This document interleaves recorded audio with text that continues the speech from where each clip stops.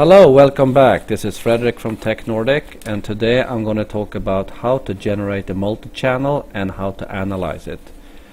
I'm using an AWG 70001 series from us, which has a maximum of 50 gigasample output. I will do all the RF, and this is the software control it, calling Source Express. There's a free download on our home page where you can try. It has support for what we call a virtual generator, so you can just play around with it. So first I will start by doing this multi-channel, and we'll do it step by step, and it's going to be a quick introduction. So we're going to do two steps. First of all, I'm going to just make something noise, so I do a DC level here and 0 volt, and I just press compile. That's it. And when I compiled it, I did it 2 times, compile it, it's there. Then I go into the RF generic signal generation tool. So the plugin starts, and here there's some things I want to do to make sure. I go to the settings here, and I want to have 50 gigasample manual. Okay. Next step is to add what we call multiple carriers. And we set the center frequency here. This is how I use it, 868. There's different ways of doing this, but 868 megahertz. And I set the bandwidth. The RSA507 have a 40 megahertz modulation bandwidth, so I will put this down to 35 megahertz. And I just say number of carriers. It could be, for example, 10. I think that is this. This is the QPSK symbol rate. Yes, that's a good one. 1 megahertz is good away. And I will replace the carriers. When I've done this, I've done 10 of these signals, and you can see each one of these can be controlled. When I've done this first step, I can compile, and we just play it out. And then we will go back to this software, and I will add some other modulation schemes, etc. It's done, and I move it over here, channel on, and play. So now I'm playing. I have a small antenna here in my lab, and I go into this one. So we have 868 megahertz. I'm going to only use the DPX. It's kind of neat to look at. You know, I like it a little bit better, so we move this around. There's some few tweaks here. First, the amplitude. The 507, you have a controllable preamp, so I will just put it on, and then we go down to we have something. Yeah, looks. We have a decent signal at least. And here you can actually see it's the same modulation. So there's 1, 2, 3, 4, 5, 6, 7, 8, 9, 10 of the signals. And if we move this one, you can see there's nothing over here and nothing over here. So this is our 10 signals. Next step would be for me to analyze one of these at a time. And this is how I do it. So first go to File, a view, and go for navigator view. It's the 0 span, so you can put this up to maybe 500 microseconds or something, so you have some data. Second thing you need to set up here is under this analysis control, and this is the reason why it works is that unclock this lock center frequency of spectrum display to measurement frequency. And when I did this, you can see I have a little bit of a bar I can move around like this. This is actually telling me the tuning frequency where I'm looking. And the third and last one I will go in is the general purpose modulation for the Constellations. So let's try to do some tests here. So we have this one. We need to set this up. We had a 1 megahertz. We'll put 1 megahertz. And we have QPSK. And we go for analysis time. We can go for 128 symbols or more, and we go for traces, and I want to see points, and this gives just an EVM. So here we are, and here you can see this kind of tab, and we can move along like this. So this tab and how it works in both the normal spectrum mode and is real time, but also if you go into the DPXogram like this, you can center it around this. Sometimes it's a little bit easier. I mean, it's really what you want to do. And it also works in the 3D, where you move this around. Just make sure that you put the point. And here you can see, it's not the best signal. It's not that strong, the signal. So the values are as expected. You probably can tweak this a little bit more. And the more we tweak, the better it will be. But it's not perfect. So I'm going to go back to the software controlling my RF generator, or my arbitrary waveform generator, Source Express. I'm going to add something to this. So we have this number 1 here, the 850 megahertz. Let's make this QAM16. That's it. And let's make number 2 here. We add some impairments.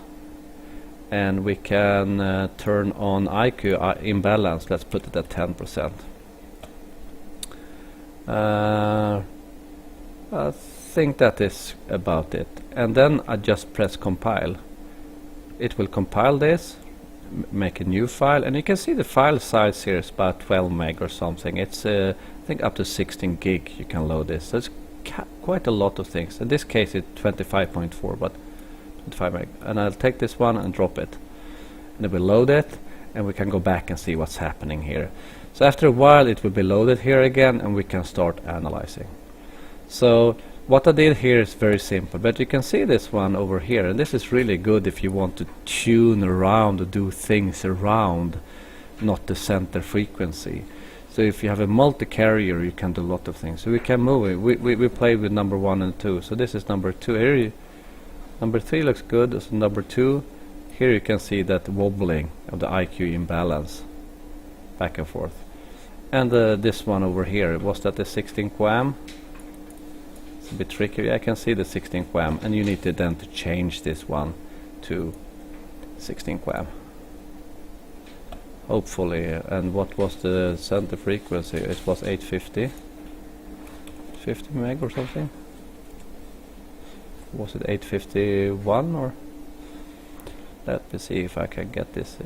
QAM16 is a little bit more of a, you need to know the frequency. If I look at this again, 850.5 is the one. So 850.5 megahertz is the actual channel, and here you go, you can see it. So if you know, now the antenna is a little bit moving around, but you can see it's not the best, but this is a antenna measurement. Okay, so this is a stable signal. Let's now go in and create a kind of a sequence of this. And I go up here in the home menu, there's a button called sequence.